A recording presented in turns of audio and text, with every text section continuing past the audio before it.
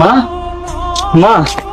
নাসির বাবা, তুই আইসন? কেমন আছে মা? ভালো আছি বাবা। 5 বছর আগে আমরা পালাইতে লেগেছিলি, একটা খোঁজও পাইলাম না। তুই আমার কথা একবারও মনে করলি না বাজান। তারে না আমি তেজ্য করলাম, এলা বসে আমার বাড়িতে আসছি। এমনি অশান্তির মধ্যে আসছিস, আরো কি অশান্তি বাড়াইতেছে? এমন করে কথা বলতেছেন না, ওনাটা কতদিন পরে বাড়িতে আইছে।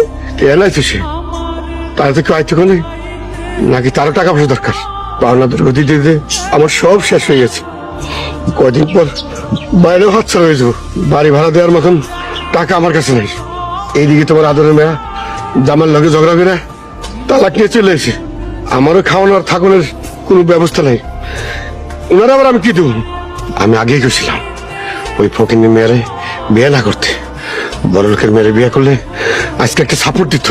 আব্বা, আপনি তো আমার দিকে ফিরাও তাকালেন না, আমার না দেখে বকাবকি করতেছেন। আপনার পোলা সেই আগের মানুষ নাই, সেই 22 বছরের সহজ সরল মানুষ এখন বড় হয়ে গেছে।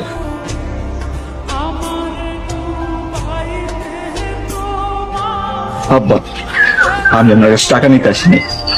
আল্লাহর রহমতে আমার এখন অনেক টাকা, সৎ পথে হালাল ইনকাম। আমার এখন এত টাকা নেন, ধরেন। এটা কি? এগুলো আপনার বাড়ির দলিল। আপনার বাড়ি বন্ধক রেখা যে টাকা আনছিলেন সেই টাকা আমি পরিশোধ করে দিছি। এখন আর আপনারে বাড়ি থেকে কেউ বাইর করতে পারবো না। আর আমার গ্রামে যত জমি জমা ছিল আপনি তো সব বিক্রি করে দিয়েছেন। সেই জমি জমা আমার নিজের টাকায় কিনে আপনার হাতে তুলে দিলাম। শাবাশ,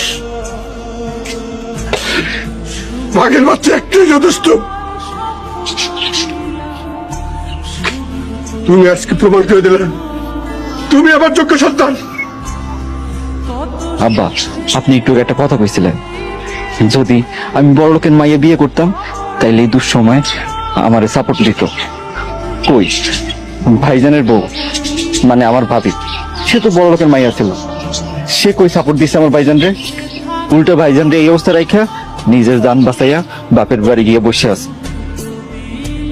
আব্বা, সাপোর্ট তো অনেক রকমই হয়, যেমন টাকার সাপোর্ট লাগে তেমন মানসিক সাপোর্টও লাগে। ও আমার সবসময় মানসিক সাপোর্টটা দিছে। হয়তো বা গরিব হইতে পারে কিন্তু সবসময় আমার পাশে থাকছে। এখন আমি শহরের অনেক বড় ব্যবসায়ী, ও যদি আমার মানসিক সাপোর্ট না দিত আমার লাইফ আমি এত করতাম না। ও আমার মানসিক সাপোর্ট দিচ্ছে, আমার সব পাশে থাকছে, সবসময় আমার সহযোগিতা করছে।